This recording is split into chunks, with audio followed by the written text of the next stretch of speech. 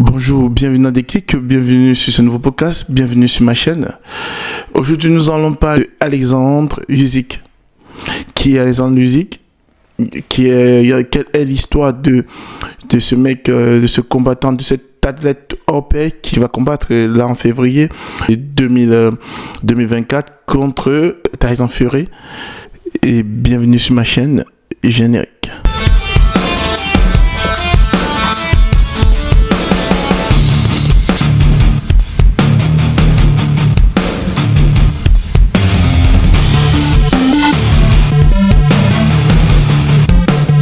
Alexandre Usyk, du vrai nom Oleksandr Oleksandrovitch Usyk, né bien évidemment le 17 janvier 1987 à Simferopol en Ukraine, champion du monde des poids lourds légers et laisse en 2019 ses ceintures vacantes pour combattre en poids lourd et devient également champion du monde de la WBA, IBF et WBO de ces catégories en 2019. Et il a un palmarès de 350 combats à son actif et 15 défaites. Champion des Jeux Olympiques en 2012 de la catégorie des poids moyens, champion du monde amateur en 2011 et champion d'Europe en 2006. Il détient également le titre de champion d'Ukraine et maître honoraire des sports ukrainiens. Comme tout grand champion, beaucoup étaient susceptibles quant à sa décision de devenir boxeur. Plein de gens disaient non, plein de gens ne croyaient pas en lui, en un seul mot. Et aujourd'hui, il a pu se prouver parce qu'il a fallu attendre 10 ans pour qu'il puisse gravir pour la première fois le piédestal doré des Jeux Olympiques en 2012. Donc, on voit bien que cet athlète, il vient de loin. Et là encore, c'était un boxe amateur parce qu'il passe en boxe professionnelle, c'est après avoir été diplômé à l'université de Lviv en sciences et physique. C'est donc à partir de là qu'on a commencé à voir Alexandre un peu plus souvent dans les différents championnats en catégorie de poids moyen. Il fait 1m90 et 90 kg. On avait remarqué, oui, bon, les organisateurs de l'époque avaient remarqué que oui, il avait des grands talents de boxeur. Donc à partir de là, il a fait son premier championnat d'Europe en fait. Il a commencé à participer au championnat d'Europe. En 2006, il atteint les demi-finales où il n'a pas pu vaincre le russe Maklay Korobov en fait. Et l'année 2008 s'avère plus favorable pour ce boxeur parce que lui, il remporte la Strange Cup à Bulgarie. Et au championnat d'Europe, il devient très vite la médaille d'argent au championnat de la Coupe du Monde. Et le boxeur a perdu le combat contre le russe Egor Merozev en recevant une médaille de bronze. Donc déjà là, il devient un espoir olympique pour les Ukrainiens.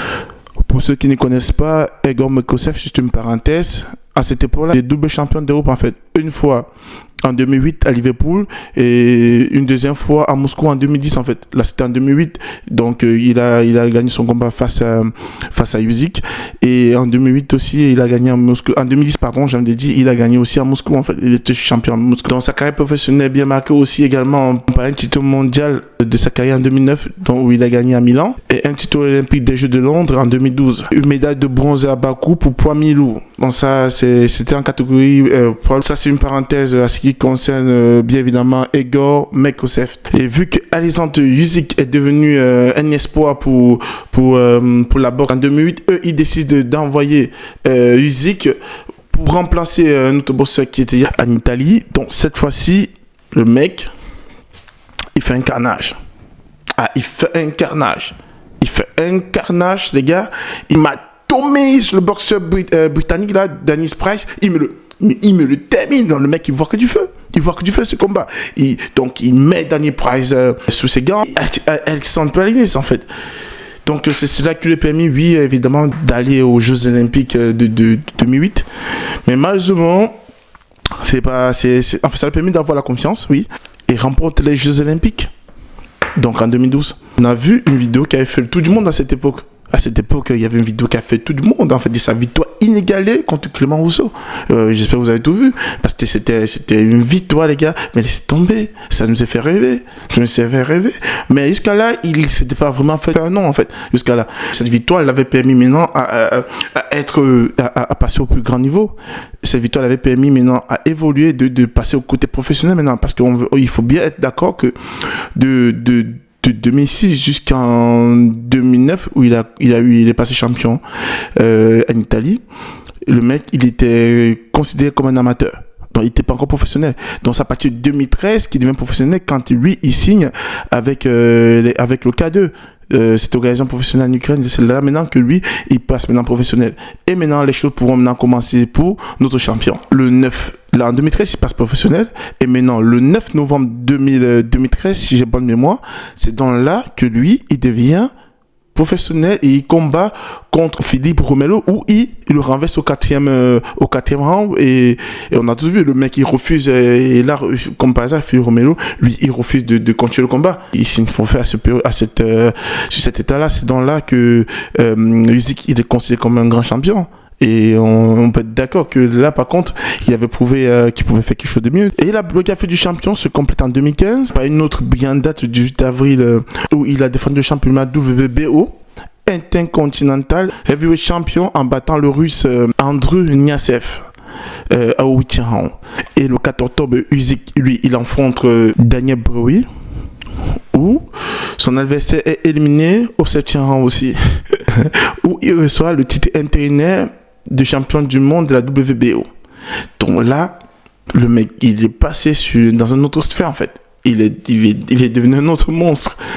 Et c'est pas fini parce que la même année, le gars, il a battu Danny Printer en décembre, le 13 décembre.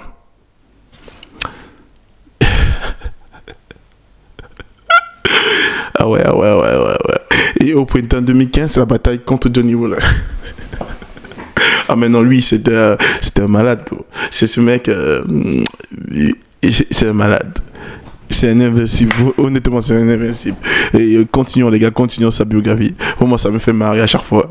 Et ce combat a été interrompu par le juge, par le juge, parce que le juge avait vu, le mec l'avait infligé à la tête des blessures, des coups de poing, mais laisse tomber.